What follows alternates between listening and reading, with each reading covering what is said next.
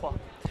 Bonjour à tous, nous sommes au FIP Gold de Perpignan. Il s'agit du premier FIP Gold en France. Avec nous, l'adjoint au sport de la ville de Perpignan, celui Sébastien Ménard. Bonjour. Bonjour Sébastien. J'imagine que tu dois être ravi d'accueillir une si belle compétition à Perpignan. Oui, oui, on organise peu de grandes manifestations et depuis quelques temps on essaie d'en organiser. Et là c'est vrai que le paddle qui est sur la bonne pente, on va dire, les accueillir ici à Perpignan devant les Dames de France, devant la gare, c'est un beau lieu pour accueillir un tel événement. Est-ce que tu peux nous raconter le choix de cette place? Alors il y a quelques années, ils avaient organisé un tournoi de paddle devant le Castillet, mais c'est vrai que ça manquait de place. Donc là, on avait cherché un autre espace.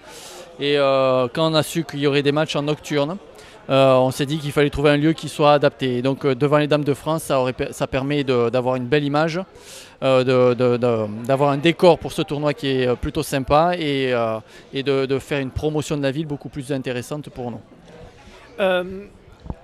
La ville de Perpignan souhaite s'investir de plus en plus dans ce sport. Tu l'as dit, vous êtes en train de vous rendre compte que tout simplement c'est un sport qui est en pleine explosion. Quelle est sa politique pour promouvoir ce sport à Perpignan? Alors on avait déjà quelques cours de paddle sur des tennis de la ville et puis là on a validé récemment le principe de la construction de 2 nouveaux cours de paddle au sud de la ville où il en manquait. Donc l'idée c'est au sud de la ville, au parc des sports. Donc là on va profiter de cette manifestation pour mettre en avant le paddle, essayer d'attirer des curieux et des jeunes et puis ensuite on va les rediriger vers les clubs de la ville pour essayer de s'initier et puis peut-être d'y rester. Alors, il se trouve que j'ai une bonne nouvelle pour toi. Mon petit doigt m'a dit que tu avais une déchirure à la cuisse.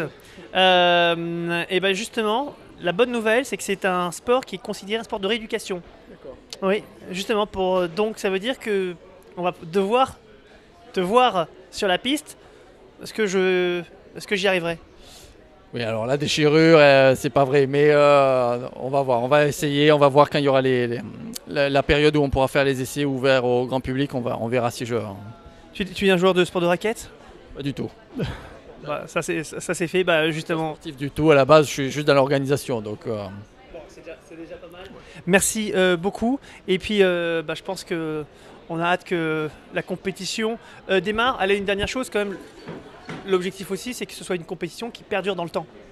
Oui, donc on va faire le bilan à la fin de cette première étape et si ça se passe bien et qu'on voit qu'il y a de l'intérêt, l'idée c'est évidemment de la conserver chaque année et de la maintenir, de la réorganiser. Puis après on verra si on ne fait pas d'autres manifestations autour, plus petites ou plus locales, pour accompagner ce gros tournoi.